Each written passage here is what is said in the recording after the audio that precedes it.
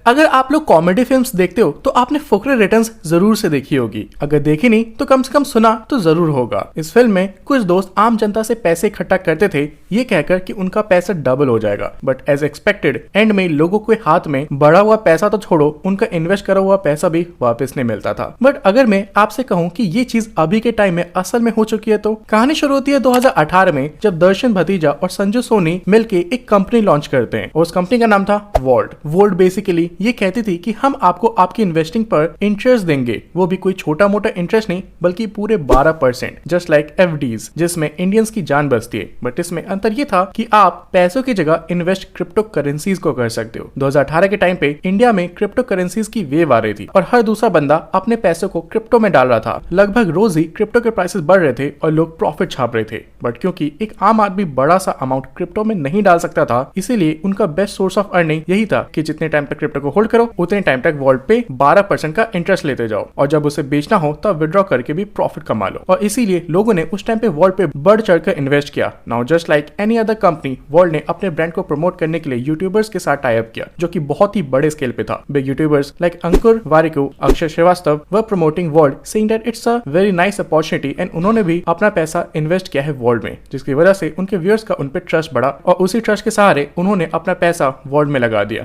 But उन्हें कहाँ पता था कि इंटरेस्ट तो छोड़ो, उन्हें उनका मेहनत से कमाया हुआ पैसा भी वापस नहीं मिलने वाला है। सब कुछ ठीक सा जा रहा था, लोगों के पैसे बढ़ के आ भी रहे थे, बट अचानक से वॉल्ट एक स्टेटमेंट जारी करता है विच स्टेटेड दैट अभी से वॉल्ट पे सभी डिपॉजिट्स और विड्रॉल्स बंद हो रहे हैं। यानी लोग अपना मेहनत का कमाया हुआ पैसा जिसे उन्होंने यूट्यूबर्स पे ट्रस्ट करके इन्वेस्ट करा था, अब वो लोग उसे वापस भी नहीं ले सकते। पर सोचने वाली बात यह कि इन सब की नौबत आई क्यों? वॉल्ट जो कि इतना ट्रस्टेड प्लेटफॉर्म था, इसकी इतनी बुरी हालत कैसे हो गई? इस बात को समझने के लिए हम पहले वॉल्ट का बिजनेस मॉडल समझते हैं कि वॉल्ट पैसा कमाती कैसे थी। वॉल्ट का बिजनेस मॉडल नॉर्मल बैंक जैसा ही था, बट ट्रांजैक्शंस पैसों की जगह क्रिप्टो में होते थे। मतलब अब पैसों की जगह वॉल्ट में क्रिप्टो को रखोगे जिसके ऊपर आपको 12% का इंटरेस्ट मिलेगा, जो कि बिल्कुल सिंपल है। अब आप सोचोगे कि जहां नॉर्मल बैंक्स मुश्किल से 5 से 6% का इंटरेस्ट देती है, वहीं पे वॉल्ट उनसे डबल इंटरेस्ट कैसे दे सकती है? आखिर वॉल्ट खुद कैसे पैसे कमाती है? असल में जब भी कोई आदमी वॉल्ट में क्रिप्टो में इन्वेस्ट करता था, वॉल्ट उस क्रिप्टो को बड़े बड़े प्रोजेक्ट्स में एज ए लोन दे देती थी, just like any other bank, और उस लोन पर वॉल्ट तगड़ा सा इंटरेस्ट चार्ज करती थी, जहां से वॉल्ट की अर्निंग का सोर्स बनता था। बट 2021 के टाइम पर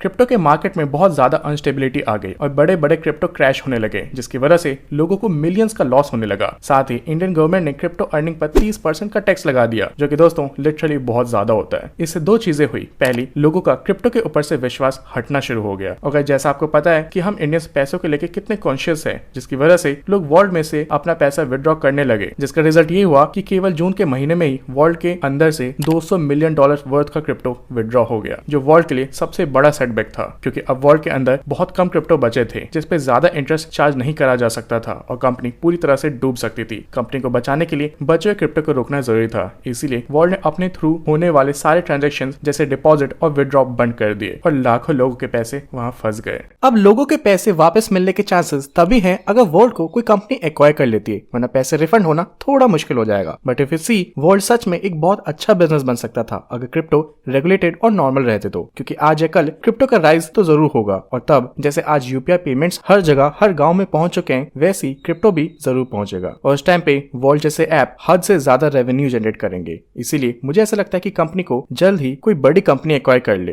ताकि लोगों के पैसे भी वापस हो जाए और कंपनी इवेंचुअली ग्रो भी करे। अब फाइनली जानते हैं कि इस पूरी स्टोरी में इन्फ्लुएंसर्स को ब्लेम करना चाहिए कि नहीं। आई डोंट थिंक कि इसमें इन्फ्लुएंसर्स की कोई गलती है, क्योंकि जब वॉल्ट कंपनी लॉन्च हुई थी तब उनका कोई इंटेंशन नहीं था स्कैम करने का, और ये कंपनी भी काफी टाइम तक धंधा भी अच्छे से कर रही थी, इसीलिए इन्फ्लुएंसर्स ने इस कंपनी को प्रमोट किया था। लेकिन जब ये स्कैम की न्यूज सामने आई, तब इन बड़े यूट्यूबर्स और इन्फ्लुएंसर्स ने एक्टिवली सबके सामने आके माफी मांगी थी और बोला था कि हाँ, हमसे गलती हो गई, हमने ढंग से रिसर्च नहीं किया था और ये हमारी ही गलती है। Even they are trying to get the hard earn money of the viewers back. But वहीं कुछ यूट्यूबर्स ने इमेच्योरली रिएक्ट करके ये कहा कि मैंने तो कहा ही था कि इसमें फाइनेंशियल रिस्क इन्वॉल्व है और ये सब आपकी गलती है कि इसमें आपका नुकसान हुआ है, मैं कोई रिस्पॉन्सिबल नहीं हूँ। दोस्तों, देखा जाए तो ये पर्टिकुलरली गलत था। इन सब से हमें यही सीखने को मिलता है कि अपने पैसे को सिर्फ एक ही जगह इन्वेस्ट नहीं करना चाहिए और कहीं भी इन्वेस्ट नहीं करना चाहिए। पहले उसके रिस्क और बैकग्राउंड को समझ लेना चाहिए, क्योंकि ज्यादा प्रॉफिट के सपने भी बड़ा लॉस करवा सकता है। दोस्तों, आज के लिए इतना ही। वीडियो पसंद आई तो वीडियो को लाइक करना ना भूलें, and thank you so much for watching.